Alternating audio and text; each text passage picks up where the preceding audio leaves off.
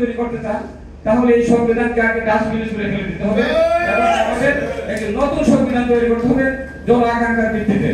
এই নতুন সংবিধান তৈরি না করা পর্যন্ত বাংলাদেশ থেকে ফ্যাসিবাদ যাবে না। বাংলাদেশে ফ্যাসিবাদ আবার ঘুরে ফিরে আসবে, আমাদেরকে আবার এইভাবে লড়াই করতে হবে, আমাদেরকে আবার জীবন দিতে হবে। সুতরাং আমরা চাই না বাংলাদেশে আমরা এই গণঅভ্যুত্থানের পর আমরা চাই না বাংলাদেশে আর কোনোদিন ফ্যাসিবাদ ফিরে আসুক। বাংলাদেশের কোন মানুষ চায় না বাংলাদেশের, কারণ ফ্যাসিবাদের কি যন্ত্রণা বাংলাদেশের মানুষ ভোগ করেছে গত 17 বছর। ফ্যাসিবাদের যে মানে প্রতিটি মানুষ আজ এখানে দাঁড়িয়ে আমরা মন খুলে কথা বলতে পারছি, আমাদের সেই সুযোগটি ছিল না।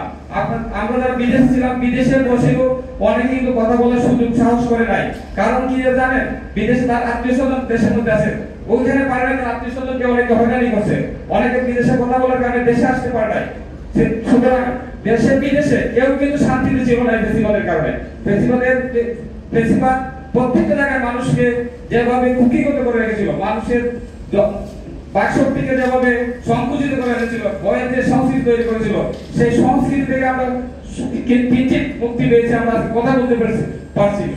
আমাদের এই কথা বলার সুযোগটাই শুধু ফ্যাসিবাদের আমরা বিজয় নয়, ফ্যাসিবাদের বিরুদ্ধে আমাদের বিজয় নয়। আমাদের বিজয় করতে হলে, আমাদের রাষ্ট্র গঠন করতে হলে আমাদের সবাইকে একযোগে কাজ করতে হবে।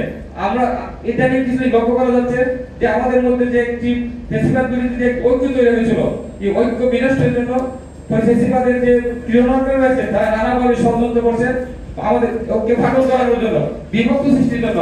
আমি সবার প্রতি অনুরোধ করবো যে কারোর প্ররোচনায় কোন রকম বিভ্রান্তির মাধ্যমে ঐক্য যেন আমাদের ফাটল না করে, এই ঐক্যে যদি ফাটল করে তাহলে আবার ফ্যাসিবাদ করে আসার একটা সুযোগ তৈরি হবে, সেই সুযোগ আমরা দিতে চাই না।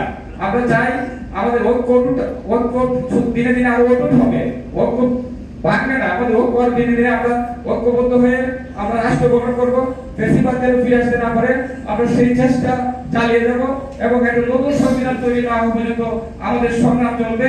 সেই প্রত্যাশা রেখে আমি সংক্ষিপ্ত বক্তব্য শেষ করছি।